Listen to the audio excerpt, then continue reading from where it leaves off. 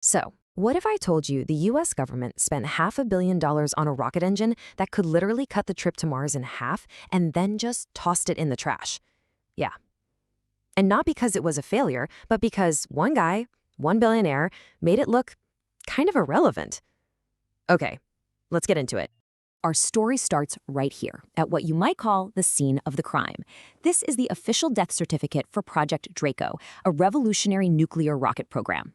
You can see it had a pretty short life, just 2020 to 2025. And look at that investment, a cool $499 million gone.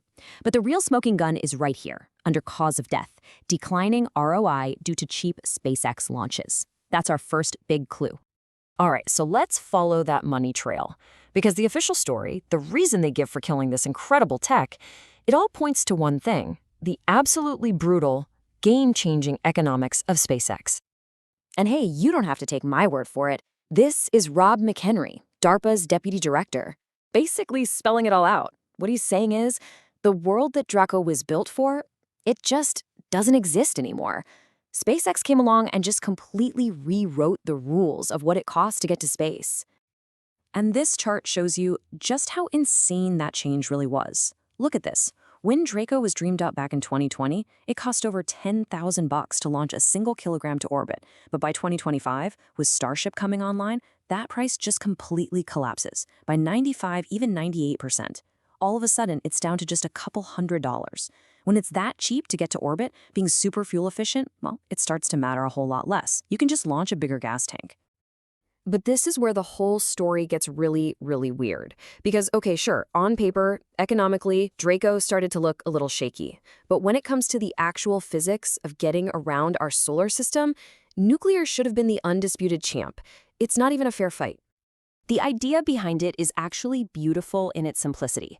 Instead of a big, messy chemical explosion, you just use a small nuclear reactor to heat up a propellant, usually hydrogen, until it's insanely hot. That superheated gas then shoots out the back at incredible speeds, creating massive thrust. It's elegant, it's powerful, and it's a completely different beast than a chemical rocket. And the numbers? Well, the numbers don't lie. We measure a rocket's fuel efficiency in something called specific impulse. A really, really good chemical engine, like SpaceX's Raptor, gets around 380 seconds. A nuclear engine like DRACO, a mind-blowing 900 seconds. We're talking more than double the gas mileage. In the world of rocketry, that isn't just a small step up. It is a full-blown revolution. And you know, this incredible efficiency isn't just about saving fuel. It's about saving actual human lives. A trip to Mars with a chemical rocket is a long haul, 6 to 9 months. The whole time, astronauts are just soaking up cancer-causing radiation from deep space. You can see it pushes them right into the danger zone. But a nuclear rocket? It cuts that trip down to just 3 or 4 months, slashing that radiation dose in half. So let's be real, this is the technology that makes exploring deep space actually survivable for people. So, if nuclear is faster, and it's safer, and it's way more efficient, why is it dead? Well, it's because Elon Musk decided not to play by the old rules. He came up with a brute force alternative. And this right here, this is the core of the whole Musk philosophy. While everybody else was obsessed with building a slightly better engine, he looked at the whole problem and decided to build a better system. He didn't just play the game better, he changed the entire board.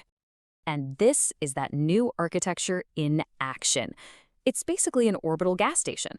See, instead of one giant launch, you put your main Starship into orbit, and then you just send up a bunch of other Starships that are basically just flying gas cans.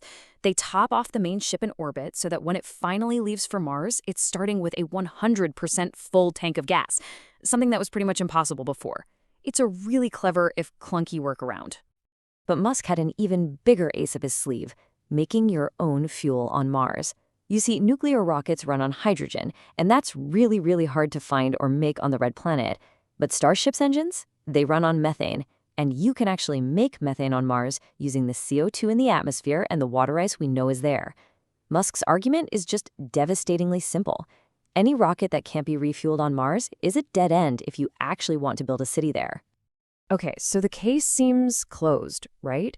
Cheap launches plus Martian gas stations, that's what killed the nuclear rocket. But this This is where the story takes a wild, deeply ironic twist that reveals a massive contradiction sitting right at the heart of Musk's whole argument. So get this, just a few weeks after DRACO got the axe, Elon Musk himself comes out and proposes building gigantic, solar-powered AI data centers in space. Yep, the same guy who argued for a clunky, brute force architecture over an elegant, efficient engine is now pitching one of the biggest, most complex things anyone has ever even thought of building in space. So let's just do a little back-of-the-napkin math here. To get the 500 megawatts of power he's talking about, you would need over 1.1 million square meters of solar panels. That's over 270 acres. 270 acres of delicate, fragile solar panels just floating around in space. The scale is it's hard to even wrap your head around. And what about the weight? Well, a pretty conservative guess puts the mass of just the solar panels at almost 1,700 metric tons. Think about that. Even with SpaceX's super cheap launch prices, you are talking about hundreds of millions of dollars just to launch the power source, never mind the actual computers. And this, right here, this is the visual that just kind of breaks your brain. The International Space Station, the largest, most complex thing humanity has ever put into orbit. Its solar arrays cover about 2,500 square meters. Musk's plan would need solar arrays 444 times bigger. It's just completely and utterly absurd. And here's the kicker. There is a so much better way to do this. Instead of nearly half a square mile of fragile panels that could get taken out by a piece of space junk, you could use a small, modular nuclear reactor. It's about the size of a city bus. It gives you constant, reliable power for decades, and it's way, way tougher. So the best solution for powering things in space is the very same nuclear technology that his economic disruption just helped kill for propulsion. And that, right there, is the grand contradiction. So, where does this all leave us? What does it all mean? Let's take a step back for a second and really look at the long-term gamble that America just made by betting the farm on chemical rockets instead of nuclear. Maybe the most painful part of this entire story is that we've been here before. This is not new.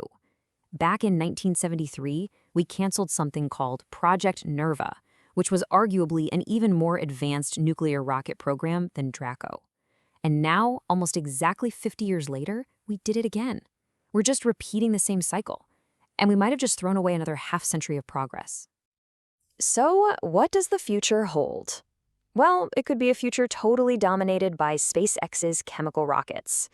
Or maybe the very real dangers of radiation will force us to have a kind of nuclear renaissance. But honestly, the most likely path forward is probably a hybrid future, where chemical rockets are the workhorses that get us to Mars, but nuclear becomes the key that finally unlocks the rest of the outer solar system. So let's just be really clear about the verdict here. Elon Musk didn't personally kill this program. Economics did. He just disrupted the entire launch industry so completely that the whole economic reason for nuclear propulsion basically just vanished. This was a story of disruption, not some evil plot. But the real question is whether it was a very, very short-sighted victory. And that really leaves us with this final big nagging question. Starship will almost certainly get humans to Mars first.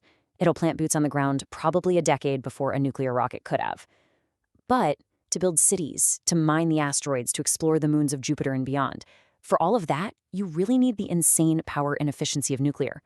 So, did we just trade a true solar system's vanning future for a slightly faster flag planting ceremony? I guess only time's gonna tell.